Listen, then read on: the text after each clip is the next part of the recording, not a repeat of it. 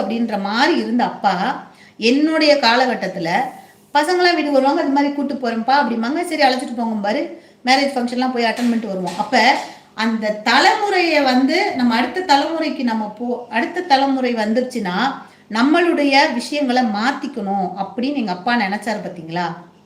அது அந்த ஜென்ரேஷன் கேப்ன்றது இல்லாம பண்றது அந்த இடத்துல நம்ம யோசிக்கிற விஷயம்தான்.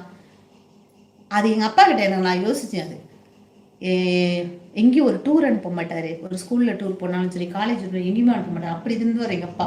பட் என்னுடைய ஸ்கூலிங்க்கு அப்புறமா நான் காலேஜ்ல எல்லாம் டூர் போயிருக்கேன். இதே என் சிஸ்டர், நானும் என் சிஸ்டரும் ட்வின்ஸ், அவளை கூட காலேஜுக்கு அனுப்புனது கிடையாது.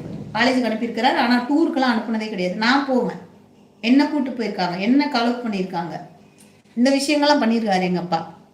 அப்ப அடுத்த ஜென்ரேஷன் நம்ம அவங்களோட ஒத்து நம்ம வாழலன்னா நம்ம சர்வே ஆக முடியாது, தனிப்பட்டு தெரியுமோன்னு நினைச்சாரா என்ன